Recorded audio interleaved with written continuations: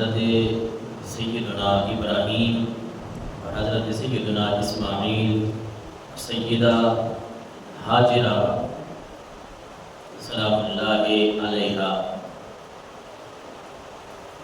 وسلام اللہ علیہما، ان کا تذکرہ ہوتا ہے، ذکر خیر ہوتا ہے۔ دنیا میں 4 بادشاہ ایسے گزرے ہیں، منقول یہ بات ہے کہ جنہوں نے ساری دنیا پر بادشاہت کی ہے۔ 4 لوگ ایسے گزرے ہیں دنیا میں جنہوں نے پوری دنیا پہ بادشاہت کی۔ ان میں 2 مسلمان، حضرت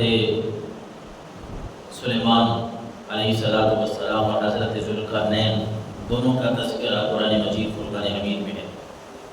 2 کافر ہیں جن میں بخت نصر اور ایک نمرود کا تذکرہ آتا ہے، نمرود بن کنعان۔ تفسیر بغوی میں یہ بات لکھی ہے۔ اور حضرت ابراہیم علیہ السلام کی جو ولادت بسعادت ہے وہ ہے نمرود کے زمانے میں۔ آپ اللہ تعالیٰ کے برگزیدہ نبی ہیں اور آپ کا لقب ہے حضرت ابراہیم کا جد الانبیاء، نبیوں کے دادا۔ بہت سارے انبیاء کرام علیہ السلام آپ کی اولاد میں سے ہیں۔ اللہ نے آپ کو بڑی عزت سے نوازا ہے۔ انبیاء کرام علیہ السلام سارے کے سارے ہماری آنکھوں کی ٹھنڈک ہے۔ ہر نبی کا اپنا رتبہ ہے، اپنا مرتبہ ہے، اپنا مقام ہے۔ تلک الرسل فضلنا بعضهم على بعض منهم من کلم اللہ ورفع بعضهم درجات۔ تو منقول یہ بھی بات ہے کہ یہ نمرود ہی ہے جس نے سب سے پہلے تاج اپنے سر پہ سجایا۔ جو بادشاہ اپنے سروں کے اوپر تاج پہنتے ہیں نا، یہ بھی بات منقول ہے کہ یہ نمرود کا فعل ہے، اسی نے ہی ایجاد کیا۔ خدائی کا بھی دعوے دار تھا، لوگوں سے زبردستی اپنی پرستش کرواتا، عبادت کرواتا تھا۔ کاہن اور نجومی دربار میں بکثرت رہتے تھے اس کے۔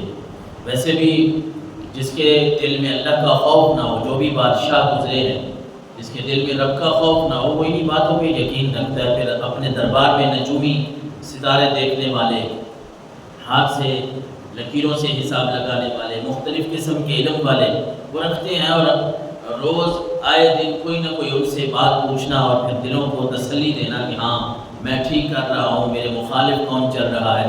حالانکہ پیغمبر اسلام آقا کریم علیہ السلام نے فرمایا کہ یہ کاہن، یہ نجومی، یہ آپ کے ہاتھ دیکھنے والے، یہ آپ کو ستارے ملا کے دینے والے، اللہ کے نبی نے فرمایا ان پہ یقین نہیں کرنا، ان کے پاس نہیں جانا۔ یعنی حدیث رسول کا خلاصہ ہے ان کے پاس جانے کی ضرورت نہیں ہے۔ کیوں؟ کیونکہ ہمارے پاس کتابوں میں سب سے اعلیٰ کتاب یعنی قرآن مجید جو ہے وہ موجود ہے، اور ہمارے پاس انبیاء کرام علیہ السلام سے جو افضل نبی ہیں محمد رسول اللہ وہ موجود ہے۔ اس لیے ہمیں کسی ایسے دربار پہ جانے کی کہ جو ہمیں ہمارے ستارے ملا کے دکھائیں، ایسے آدمی کی جو ہمیں ہماری باتیں مستقبل کی بتائیں، ان کے پاس جانے کی ضرورت نہیں ہے۔ اللہ کے نبی نے ان باتوں سے منع فرمایا۔ خیر، یہ نمرود جو ہے وہ اس نے ایک خواب بھی دیکھا اور پھر اس کے نجومیوں نے اسے کچھ بات بھی بتائی۔ خواب دیکھتا ہے کہ ایک میڈھا ہے یا ایک جانور کے بارے میں منقول ہے بات کہ اس کے تخت کو وہ ختم کر دیتا ہے۔ نجومیوں سے کہتے ہیں کوئی ایسا بچہ پیدا ہونے والا ہے کہ جو تیرے اس تخت کا ستیہ ناش کر دے گا، کیونکہ نجومیوں کا خبر دینا یہ کہ تیرے شہر میں ایک بچہ پیدا ہوگا جو تیرا دین بدل دے گا، تیری ہلاکت کا سبب بنے گا، تیری یہ بادشاہی ہاتھ سے نکل جائے گی۔ جس طرح میں عرض کر رہا ہوں کہ یہ اب کی بات نہیں ہے، جب سے دنیا قائم ہوئی یہی بات، یہی ظلم چلتا آ رہا ہے کہ جس کے دل میں رب کا خوف اور ڈر نہ ہو تو پھر اپنی وہ سیٹ بچانے کے لیے کچھ بھی عمل کرتا ہے۔ وہ قتل و غارت سے نہیں ڈرتا، وہ بام دھماکوں سے نہیں ڈرتا، وہ یہ اس بات سے نہیں ڈرتا کہ میں کس کو مروا رہا ہوں۔ حالانکہ اللہ نے قرآن مجید فرقان حمید میں ارشاد فرمایا من قتل نفسا فکانما قتل الناس جميعا، جس نے ایک آدمی کو قتل کیا، اللہ کا قرآن فرما رہا ہے یوں سمجھ لیں کہ اس نے ساری دنیا کو قتل کر دیا۔ ومن احیاها فکانما احیا الناس جميعا، اور رب کا قرآن یہ بھی فرما رہا ہے جس نے کسی ایک کی زندگی بچائی، کسی ایک انسان کی، یوں سمجھ لیں کہ اس نے ساری انسانیت کو بچا لی۔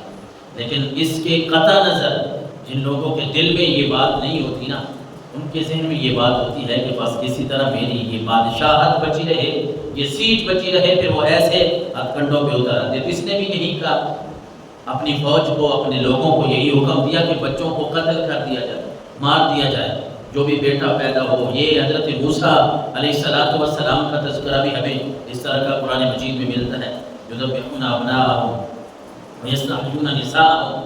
حضرت موسیٰ کے زمانے میں بھی یہ واقعہ پیش آیا، اور اس نمرود کے بارے میں بھی یہ بات منقول ہے کہ اس نے بھی کئی بچوں کا قتل جو ہے وہ کروا دیا۔ کیوں؟ کہ میری بادشاہت نہ جائے، مجھے نجومیوں نے بتایا میری یہ سیٹ میرے ہاتھ سے نہ نکل جائے۔ لیکن اللہ تبارک و تعالیٰ کی جو قدرت ہے نا، وہ اس کی حکمت، اس کی قدرت، وہ غالب ہے، حکمت والا ہے، عزیز حکیم ہے، علیم ہے۔ اس کے آگے انسان جتنی بھی تدبیریں کر لینا، وہ ساری کی ساری رہ جاتی ہیں۔ کام وہی ہوتا ہے جو رب العالمین چاہتا ہے، جو اس کا حکم ہوتا ہے وہی ہوتا ہے۔ ادھر وہ بچوں کو قتل بھی کروا رہا ہے، بہت کڑا پہرا اس نے لگوایا ہے، لیکن ادھر رب کی قدرت دیکھیں کہ حضرت سیدنا ابراہیم جن کی یاد میں ہم قربانی کرتے ہیں، میں ان کی ولادت کا ذکر کر رہا تھا کہ ادھر وہ بچوں کو نمرود قتل کروا رہا ہے، ادھر حضرت ابراہیم اللہ کی قدرت سے اپنی ماں کے پیٹ میں آ گئے ہیں، اور اسے علم بھی نہیں ہے اس بات کا، اسے کوئی پتہ نہیں ہے۔ جس طرح اس نے کچھ نشانیاں رکھی، کچھ لوگوں کو کہا، فوج کو کہا کہ جو بچہ پیدا ہوگا اسے مار ڈالیں گے، لیکن قدرت کا، اللہ تبارک و تعالیٰ کا جب کوئی حکم ہوتا ہے تو پھر اس کا کوئی نہیں کچھ بگاڑ سکتا۔ حضرت ابراہیم علیہ السلام کی والدہ محترمہ جب حضرت ابراہیم پیدا ہونے لگے تو اللہ کے حکم سے آپ باہر چلی گئی، یعنی اسے پتہ ہی نہیں ہے کہ حضرت ابراہیم وہ بچہ جس کے لیے میں بچوں کو قتل کروا رہا ہوں، جس نے میری سیٹ کو، میری اس بادشاہی کو ختم کرنا ہے، وہ شکم مادر میں آ چکا ہے، ماں کے پیٹ میں آ چکا ہے، اس کی پیدائش کا وقت ہو چکا ہے۔ حضرت ابراہیم علیہ السلام کی والدہ ماجدہ وہ شہر سے باہر چلی گئی، جہاں اللہ کا حکم تھا۔ حضرت ابراہیم علیہ السلام پیدا ہو گئے، ایک بچہ پیدا ہو گیا۔ ایک روایت میں منقول ہے کہ والدہ نے دیکھا کہ حضرت ابراہیم علیہ السلام کو جہاں آپ وہیں آپ نے چھوڑ دیا۔ رب کی قدرت دیکھیں، اور یہ رب پہ یقین دیکھیں۔ جب بندہ اللہ پہ یقین کر لیتا ہے تو پھر رب العالمین اس کا حامی اور ناصر بن جاتا ہے۔ کہ آپ نے بیٹے کی پیدائش کے بعد جہاں اللہ کا حکم تھا ادھر ہی چھوڑ کے واپس آ گئے، گھر نہیں لے کے آئے کہ محلے میں لے کے جاؤں گی، اپنے گھر میں لے کے جاؤں گی۔ اس نے فوج کو، نمرود نے حکم دیا ہوا ہے میرا بچہ آج کہیں شہید نہ ہو جائے، مارا نہ جائے، اس لیے جہاں پیدا ہوئے وہیں کسی محفوظ جگہ پہ، جس کو آپ نے محفوظ سمجھا، کسی غار میں، کسی ایسی جگہ پہ وہاں چھوڑ کے آ گئی۔ یہ بات کتابوں میں ملتی ہے، تفسیر بغوی میں حضرت ابراہیم کی والدہ کہتی ہیں میں واپس آ گئی اور بچہ ہے اپنے پیٹ سے پیدا ہوا، اور ماں کی جو دل کی کیفیت ہوتی ہے اس کا ہم اندازہ نہیں لگا سکتے۔ اور ایسی ماں جس کا بچہ ہو اور اس کو حکم ہو وہ باہر چلی جائیں اور باہر رکھ کے آ جائیں، یہ کوئی آسان بات نہیں ہے۔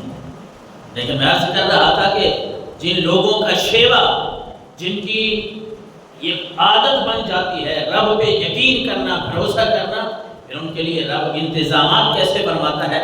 والدہ ماجدہ جب جاتی ہیں ان کو سنبھالنے کے لیے کہ وقتاً فوقتاً میں آتی رہوں گی، دیکھتی رہوں گی، جب جاتی ہیں دیکھتی ہیں کہ وہ بچہ جس کو چھوڑ کے گئی ہیں وہ انگوٹھا چوس رہا ہے۔ اور منقول یہ بات ہے کہ جبریل نے ابراہیم علیہ السلام کا انگوٹھا جو ہے ان کے منہ میں اس طرح ڈالا تھا کہ کبھی ان کو دودھ مل رہا ہے تو کبھی ان کو اس انگوٹھے سے شہد اور پانی مل رہا ہے۔ یہ آپ کی قدرت ہے، اللہ تبارک و تعالیٰ کی طاقت ہے۔